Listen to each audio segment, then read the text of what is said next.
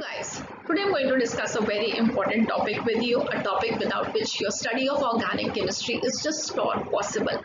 Why it's not possible? Well, the topic that we are going to discuss today is going to be the different projections for the molecules in organic chemistry. So organic chemistry is involved with the study of all organic molecules, and you should be able to draw these organic molecules. So today in this lecture we are going to discuss how we are going to draw these organic molecules, and for drawing them we are going to use four different types of projections. Number one, flying wedge projection. Number two, it is going to be the Fischer projection. Number three, Newman projection, and number four, Sawhorst projection. So with the use of all these four different types of projections, we study all the organic molecules. One is going to be beneficial in one form and the other is going to be beneficial in the study of some other characteristic of these organic molecules. So you need to have a complete understanding how an organic molecule looks like actually, and then how is it drawn.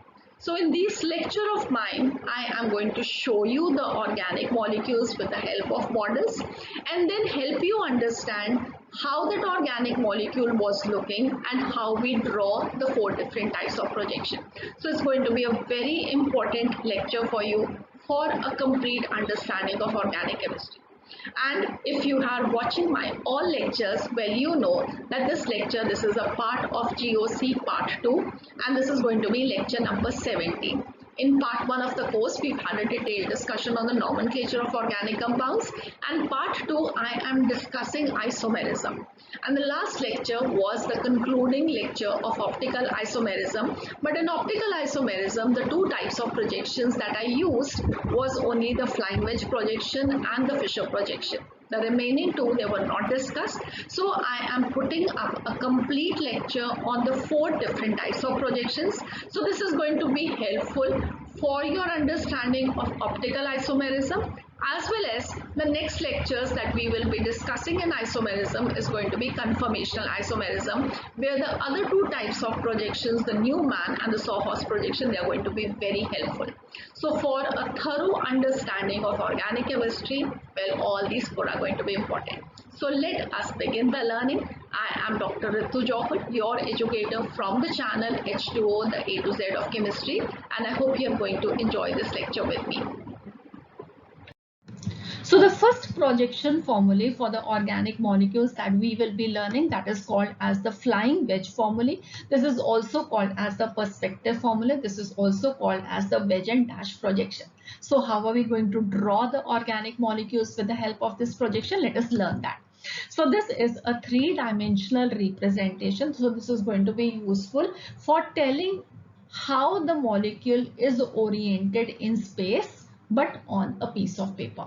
Right? So this is going to be particularly useful for drawing the chiral molecules. Now what are chiral molecules? You all have studied optical isomerism. So chiral molecules are going to be those molecules which are non-superimposable on their mirror image. Right? And how are we going to draw this presentation of the organic molecules? So we have a chiral carbon. A chiral carbon is that carbon which is surrounded by four different groups of atoms. So what this means is this is surrounded by four different groups by four bonds.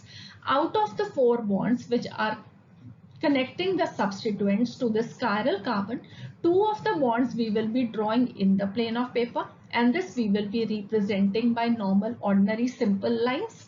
And the third bond is going to lie above the plane of paper, which we will be showing by a solid cone, this one, and we will be calling this as a wedge or a solid wedge, right? So this is a triangle that we have drawn which is completely colored black. Alright, and the fourth bond, this lies below the plane of paper, and this is shown by broken lines, the dash. So we call it as the dash, and this is why we call it as the wedge and dash projection.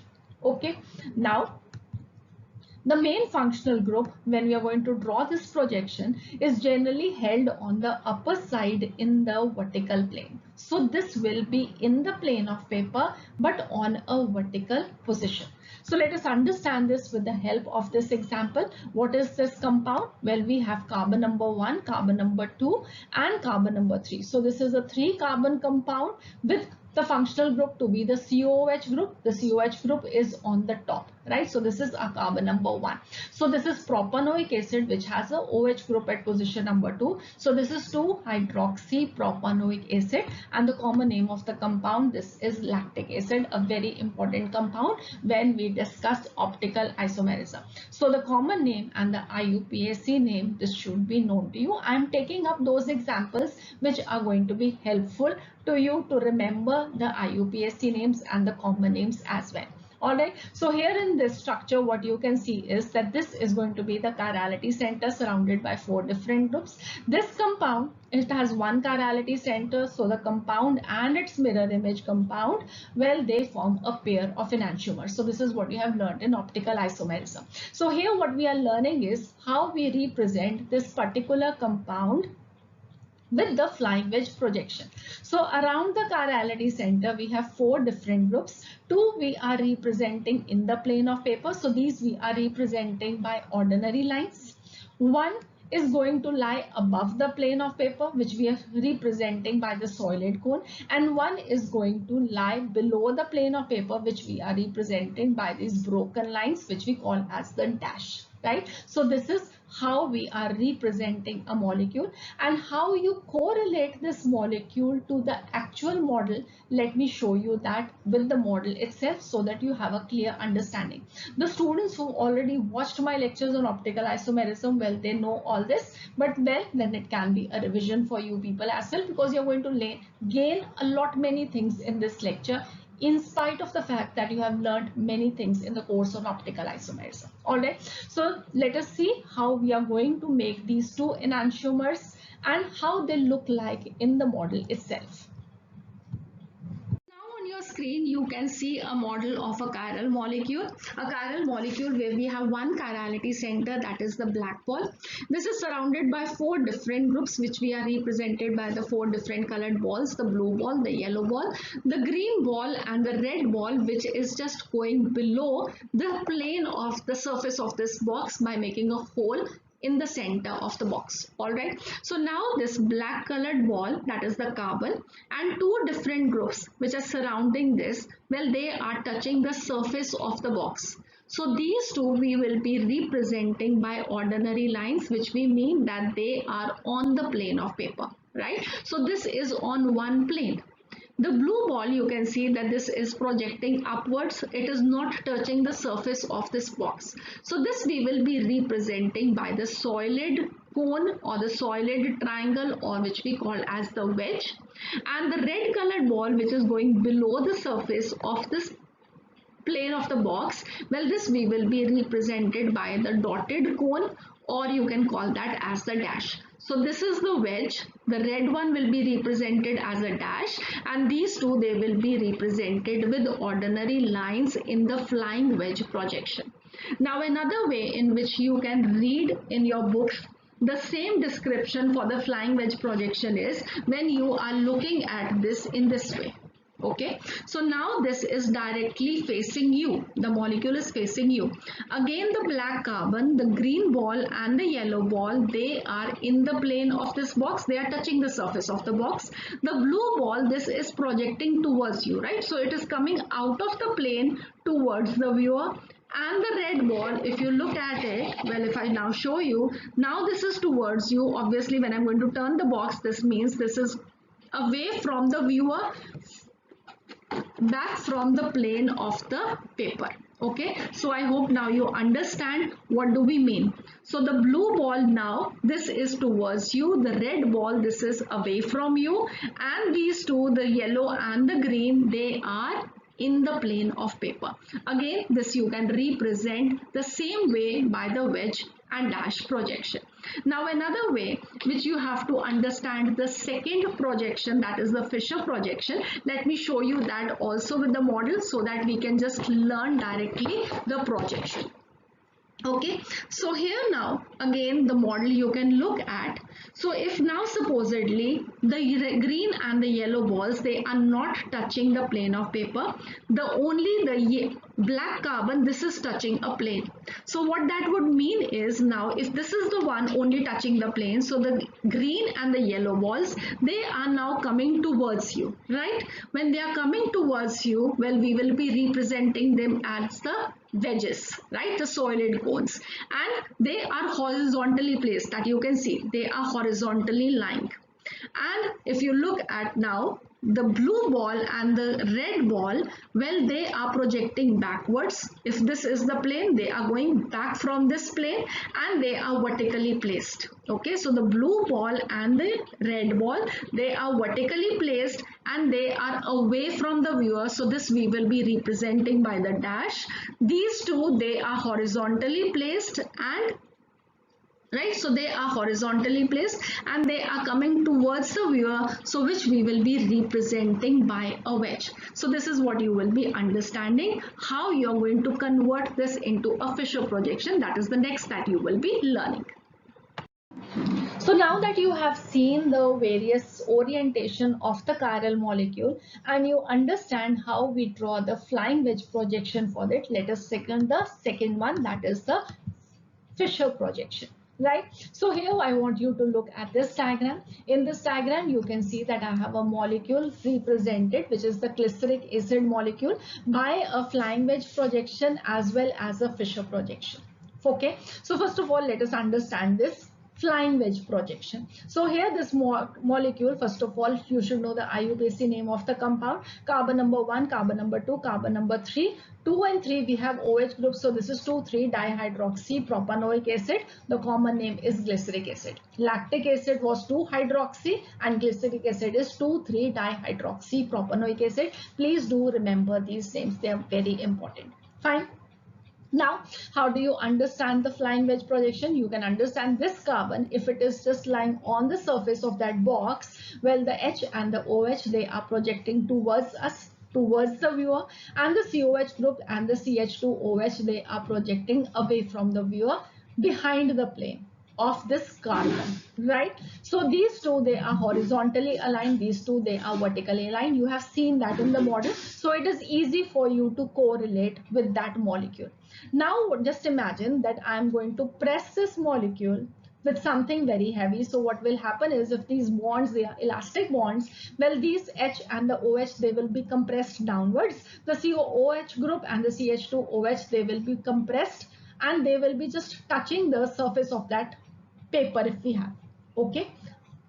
Now, with that compression that has happened, what you will be getting is a Fisher projection. Okay. So in this Fisher projection, what you can see is that we have a molecule in which we have horizontal line and a vertical line.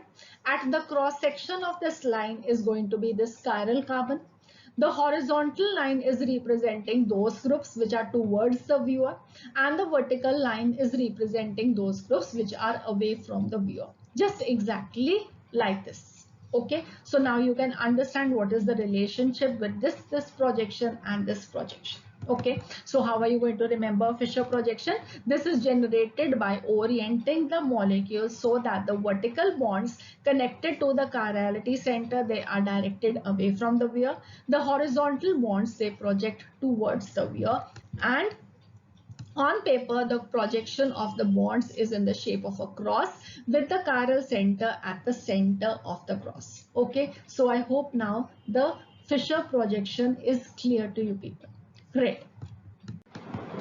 Now I'm going to teach you a few characteristics of these Fisher projections which are going to be very helpful to you for your problem solving. All right, and what is going to be asked to you in the examination, if you look at the diagram over here, is the structure number 1, structure number 2 and structure number 3, they are given to you, and you have to tell whether they are identical molecules or they are enantiomers. In many of the questions you will be asked about the diastereomers also, but here one tip for you: whenever you have one chirality center, it is going to be either an enantiomer or identical molecules, never diastereomers. For diastereomers, you should have at least 2 chirality centers in the molecule. Okay, now In all of these, you can see that there is one chirality center, and around that chirality center, they are similar groups, right? COH, H, CH2OH, OH in all of the three structures. And well, none of them, they are looking to be the mirror images of each other. I have to rotate my molecules and check whether they are identical or enantiomer,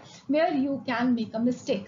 So if you remember these characteristics of the Fisher projections, this is going to be very quick for you people to answer such a question in the examination. So what you have to remember is that in a Fisher projection for a chiral molecule, you can change it into identical Fisher projection by interchanging the position of any two groups of substituents, meaning two interchanges. Okay, so what I mean by interchanges, changing the position of two groups. So structure number 1 to structure number 2, what I have done is I have interchanged the position of H and COH. When I change the H and COH, the COH will come here, the H will come here, the CH2 and OH are there in their position. So this is first interchange. When I do a second interchange between a CH2OH and a OH, now you can do it between any of them. Okay, so what you have to, when I do this, well, what I will be having a OH and CH2OH. Okay, so when I have done two interchanges, what I will be getting is identical molecules. They may not be looking identical, but they are identical. I will just now show you that with the models. Okay, so structure number 1, after interchange of two pairs of substituents, you will be getting identical structure number 3. And what happens if we are changing just one pair of groups? Well, one interchange is always going to produce an enantiomer. Okay, so this means is that structure number 1 and structure number 3, they are identical. Structure number 1 and structure number 2, one interchange, they are going to be enantiomers. In fact, structure number 2 and structure number 3 also, there is one interchange, right? So CH2OH and OH, they have interchanged the position. So the relation of 2 and 3 is also going to be that of enantiomer. So let me show you that with a model, and then you can remember that as a rule. Now on your screen you can see two models. One I have labeled it as a R compound and the other one I have labeled it as the S compound, because if I have two enantiomers, I hope you all know from your RS system of nomenclature, one will be having the R configuration, the other will be having the S configuration. In case you have not studied that, please do study that from the lectures on optical isomerism. But here what I am teaching you is that if I convert this compound into this compound, well, what would I have to do? I have to convert one enantiomer to the other. And for converting one enantiomer to the other, I will have to make one exchange. And if I want to get my compound back again, I will have to make another exchange. That means two exchanges. Okay, so supposedly now if you first of all check whether they are enantiomers of each other, so here you can see that these two, they are a mirror image of each other, and if I try to superimpose them, well, it is this way. Fine. So if I try to superimpose them, the red and the red, the blue and the blue, they will be matching. The green and the yellows, they are not matching. So they are not going to be superimposable on each other. Hence they are enantiomers. Okay. Now I am going to convert my R compound into the S compound by making one exchange. So let us do that. What color would you want? Well, I want to change the blue and the red. Okay. So let me do that. So you'll be able to see once I've done that. So now can you see that I have changed the position of the blue and the red, and now if this has become a S compound, these two, they should be identical. Okay, so let us just try rotating the molecule to see whether they are identical or not. Yes. Now can you see that they are identical to each other? The yellow, the red, the blue, the green, they are exactly in the same position. So I have converted my R into the S. No longer it is R, now it is S enantiomer. Okay, and if I want to get my R enantiomer back again, I have to change again two group positions. So let this time be yellow and blue. Okay, so let us do that. Well, I do not know what you must have thought you wanted to get changed. I hope I have been able to just do the same colors that you wanted. Okay, so this is now I have. So now what are these two? Can you guess? Well, looking at the molecules, they're not looking to be the mirror images of each other. So let us make them the mirror images. If it is a R compound, it should be the mirror image of each other.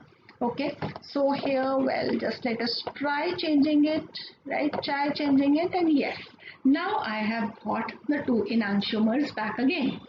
So R enantiomer into the S enantiomer, exchange of two groups. R enantiomer back again to the R, make one more exchange, two interchanges. I hope this is clear to you people with the help of these models, and you will remember this always. Now the next very important characteristics of these Fisher projections is that if we rotate a Fisher projection by an angle of 180 degree about the axis which is perpendicular to the plane of paper, what we will be getting is an identical structure. And if we rotate just by a similar rotation, an angle of 90 degree, what we will be getting is non-identical structures. Okay, so if you look at this image now, what you can see is structure number 4. Structure number 4, I am inserting a pencil. This is a paper, and I'm inserting a pencil 90 degree passing through the paper from this chirality center. Okay, now I'm going to rotate my paper by an angle of 180 degree. What will happen is the COH group will come here, the CH2OH will come here, the OH will come here, and the H will come here if I'm making a 180 degree rotation. Okay, so 90 and 180. This is what will be happening. I hope this is clear. The molecule that I will be getting is structure number 1. And structure number 1 and structure number 4, I am saying that if I am going to make a rotation of 180 degree, these will be identical molecules. And if I rotate my molecule number 1 by an angle of 90 degree, CH2OH will come here, H will come here, COH will come here, and OH will come here. I will be getting structure number 5. And now what I'm saying is structure number 1 and structure number 5, they are non-identical. Can we prove that? Yes. You have just now seen how many exchanges is going to produce an identical and how many exchanges is going to produce an enantiomer. Fine. So let us do that. So if now, supposedly you check now, we have a CH2 and a COH. This is just the opposite of it. So this means that if I interchange the position of these two groups, I will be getting these, right? And if I interchange the position of the OH and the H, I will be getting this. So this is how many exchanges? This is two exchanges, and two exchanges we have just now seen, and we have also learned that this is going to give us an identical structure. So structure number 4 and structure number 1, they are going to be identical, and this is what you have to remember, that in the Fisher projection we have rotated it by 180 degree. So you just do not have to count how many exchanges this has happened. You're just seeing that the molecule has been rotated by an angle of 180 degree. This is very easy to see in a Fisher projection. Okay. All right. And what about structure number 5 and structure number 1? Let us see how many exchanges that has happened over here. So first of all, I have a COH group. This is present at this position. So I interchange it with the OH. Okay. So my COH will come in its position. That will be my exchange number 1. The OH will come here. Fine. The hydrogen now is present over here. So I will have to exchange with OH. OH will come here. Hydrogen will reach at its position. That will be my exchange number 2.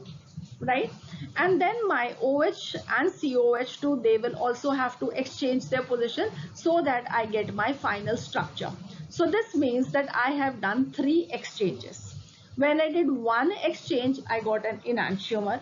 When I did the second exchange, I got the identical molecules. So this means the next exchange, I will be again getting an enantiomer, a non-identical structure.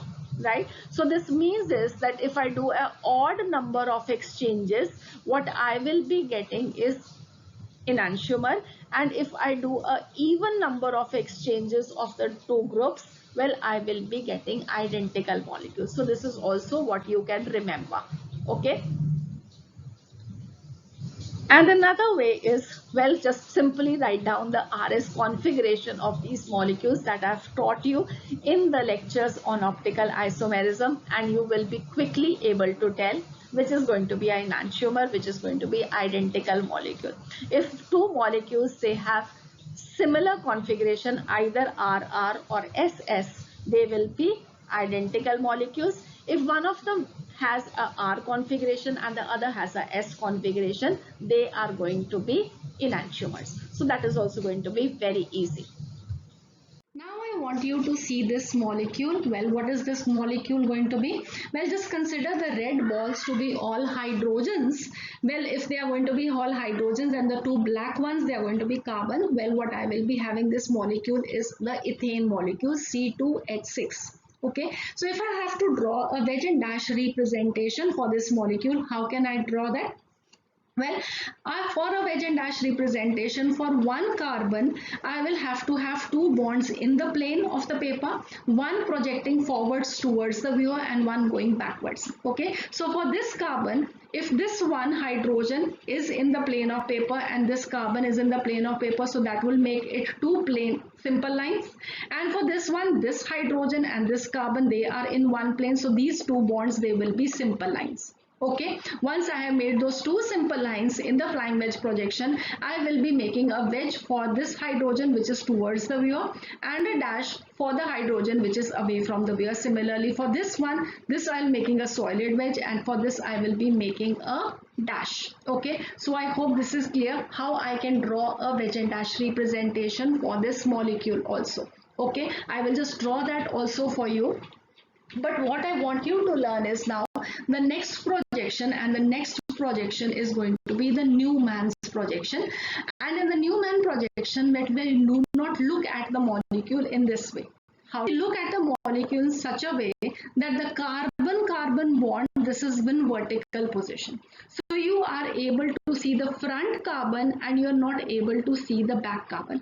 So if I just hold it in such a way, well, now I hope you cannot see the back carbon, the front carbon you can see, and along with that you can see the three hydrogens which are attached to the front carbon, and you are not able to see the back hydrogens. If you are able to see a little bit of them, it is because of the angle which I may be holding this molecule. Okay, so for a Newman projection, we are going to see this from a position where we are holding the carbon-carbon bond in a vertical position. We can see the front one and we will not be able to see the back one. Okay, and in this conformation, what I can see is the three hydrogens attached to the front carbon, and I'm not even able to see the back hydrogens also.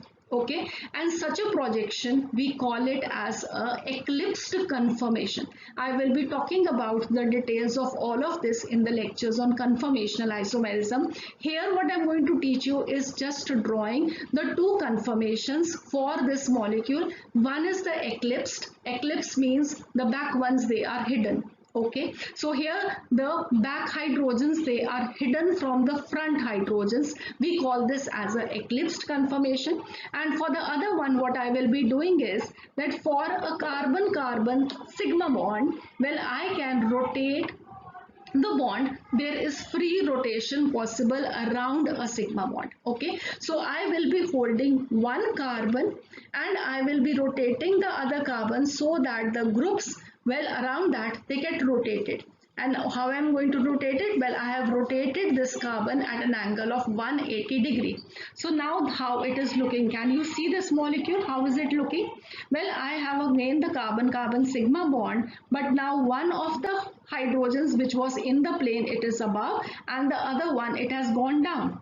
Okay, one of the hydrogens which we were showing by a solid wedge, this is down, and the other one which was shown by the solid wedge, which is above. Similarly, one dash is above and one dash is below. So this is another conformation for the same molecule, and this we call as the staggered conformation. And why we call it as the staggered conformation? Again, if you look at now this molecule from the front, what you can see? Well, again, the two carbons, if I just show you this way, well, they are going to be hidden. Okay, so you cannot see the back one. You can see the front carbon, you cannot see the back carbon, but now you can see all the 6 hydrogens so beautifully, right? And it are just looking as if it is coming from the first carbon only. Do not you feel that way? It's looking so beautiful. And here, because you can see all the 6 hydrogens, all the 6 red balls, but this means that in this position we have staggered all them, we have separated all of them so that they can be looked from the front also. This conformation we call it as the staggered conformation. So I hope you now understand what is the eclipsed conformation when you are going to look the molecule, and what is a staggered conformation when you are going to look at the molecule. And now I'm going to teach you how we are going to draw the Newman projection for this molecule. So now that you have seen the model, let me show you how we are going to draw the Newman projection for such organic molecules. Right? So first of all, we are going to look at the molecule down the length of a particular carbon-carbon bond. So we have two carbons joined to each other by a sigma bond. One is in front and one is back. The front one we can see, the back one we cannot see, right? So the carbon atom which is away from the viewer, we will be calling that as a rear carbon, and we will be representing this by a circle. And the carbon atom which is facing the viewer, we will be calling this as the front carbon, and this we will be representing as the center of the above circle, and we will be representing it by a dot. After we have representing now the two carbons, what is going to be left behind? The 3 bonds each carbon is making. So what are we going to do about them? Well, the remaining bonds on each carbon, we are going to show them by small straight lines at an angle of 120 degree, where the bonds which are going to be joined to the front carbon, they will be intersecting at the central dot, and the bonds which are going to be joined to the rear carbon, they are going to be shown as emanating from the circumference of the circle. Okay, and with this, now as you have seen in the model, there are two types of conformations possible. One is going to be the staggered and the other is going to be the eclipse, which is due to the free rotation about the carbon-carbon single bond, which means the carbon, the front and the rear carbon atoms, that is what we are talking about. You have seen that in the model. More discussions they are going to follow in the upcoming lectures, as I've already told you, but a brief view of the diagrammatic representation I'm going to just now show you also. So let us see how we are going to do that diagrammatically now. So we have the rear carbon represented by a circle, the front carbon represented by a dot, and this dot is going to go as the center of the circle, just like this. What about the rest of the bonds? Well, all of these 3 bonds that each carbon is making, this is going to be represented by straight lines at an angle of 120 degree with each other. So 120, 120, 120, and these 3, they will be starting from the circumference of the circle. They are intersecting at the center. This is going to start from the circumference of the circle, again at an angle of 120 degree with each other. And when we are going to just combine these 2 images, the projection that we get is a Newman projection. Okay, and if I put a hydrogen at the end of all of this, what I will be getting is the projection for the ethane molecule. Now let me show you the projection for N-butane. So N-butane, we have 4 carbons in a straight line. Okay, so let us do that. Carbon number 1, carbon number 2, carbon number 3, carbon number 4. So 4 carbons joined to each other by a straight line. You can imagine this now. Okay, so well, you can see now the circle and the dot. This is carbon number 2 and carbon number 3. Okay, I hope this is clear. And now what is this projection? Well, this is going to be the staggered conformation. Why is it the staggered conformation? Because you can see all of them again far apart from each other, the maximum distance that is possible. So this is a 120, a 120, a 120, and the center, this is 60 degree again. So when they are at a 60 degree angle in a Newman projection, it is going to be a staggered conformation. What about the drawing for the eclipsed projection now? So for the eclipsed projection, you know that the behind CH3, well, this is not going to be visible in front of the CH3 group. So this is going to hide the CH3 behind it. This hydrogen in front is going to hide the hydrogen behind it, and this hydrogen in front is going to hide the hydrogen behind it. But well, we have to show what is behind. To show what is behind, we have just drawn a short line near this line. Okay, so this is the CH3 which is exactly behind this CH3. This is a hydrogen which is exactly behind this hydrogen, and this is a hydrogen which is exactly behind this hydrogen. So just small little lines near to the front carbon bonds. This is going to be the eclipsed projection. Okay, so the eclipsed conformation, and here when they are making an angle of 60 degree, well, this is going to be the staggered conformation. How you are looking at these angles, how do you understand all of these angles? It is going to be in the lectures on conformational isomerism. Understand the Newman projection for this molecule. Well, now I'm going to teach you how we are going to draw the Sohus projection for this molecule. And for this molecule, you know that when we draw the Newman projection, we look at the molecule from the front. For the Sohus projection also, we are going to look at the molecule from the front. The difference between the two is going to be that for the Newman projection, we draw the projection, or we hold the molecule in such a way that we cannot see the back carbon. All right, but for the Sohus projection, we are going to place the molecule in such a way that now we can see both the carbons. Okay, so for a Sohus projection, what we will do is we will draw an oblique line between the two carbons. Okay, so you are able to see the front as well as the rear carbon.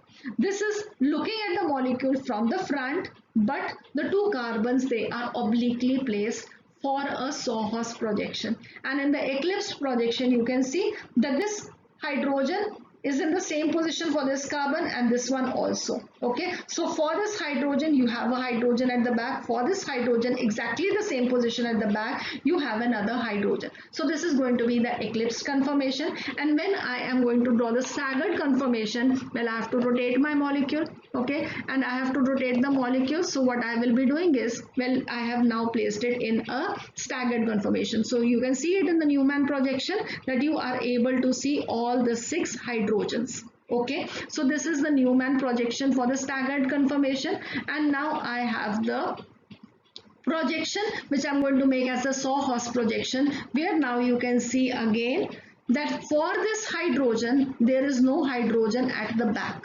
Okay, the same position you will not be able to see a hydrogen. Similarly, for this hydrogen at the same position, I do not have a hydrogen. For this hydrogen, I do not have a hydrogen at the same position. Okay, so this is how I will be drawing the staggered conformation and the eclipsed conformation in the Sohus projection. So let us see how we are going to draw that. So now you have seen another orientation of the model, and what are we going to draw for that? Yes, we are going to draw the Sohus projection for that. So we now are going to look at this molecule in such a way that the bond between the two carbon atoms is going to be shown by a longer diagonal line, as if we are looking at this bond from an oblique angle, or you have placed the molecule obliquely.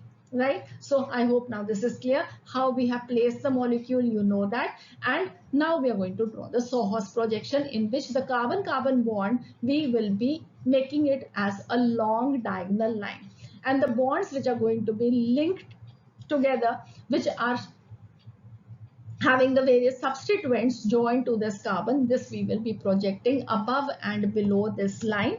And again, because of the free rotation about the carbon-carbon sigma bond, well, we will be having two conformations, the staggered and the eclipse. So let us look at them in the Sohus projection. Okay, so here we have this carbon-carbon C2 and C3, which we have made as a long oblique line. Then now you can look over here, the CH3 is above, and behind that there is no CH3. There is a CH3 below, and above, in front of it, there is no CH3. The hydrogen over here, there is no hydrogen at the back. This one is above. Okay, so if we have these two hydrogens below this carbon line, these two hydrogens are below, these two hydrogens are above. This CH3 is above, the CH3 is below.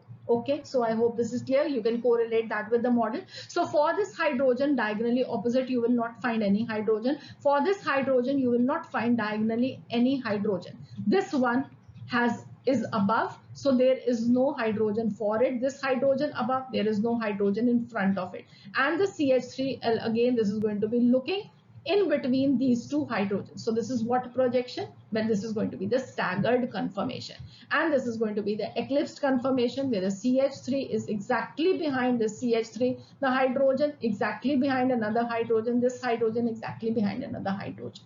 Okay, so I hope now this also is clear to you, and you can in fact correlate the Newman projection and the Sawhorst projection. Well, the next lecture, I'm going to talk about the conversion of all these projections into one another. If one projection is given to you, how you're going to draw the other projection. From a flying wedge to a Fisher projection, from a Fisher back to flying wedge, and so on. So that would be all for this lecture. I hope you've enjoyed your learning with me. You understand how you're going to draw these 4 types of projection. And the next lecture, this is going to be an equally important lecture, because in that lecture we are going to discuss how we are going to convert these projections one into the other. If a flying wedge is given to you, how you're going to convert it into a Fisher projection, and if a Fisher projection is given to you, how you're going to convert it into a Sawhorst projection, and so on. So please be with me for the next lecture so that you have a thorough understanding of these 4 types of projection. So see you again. Have a nice day. God bless you.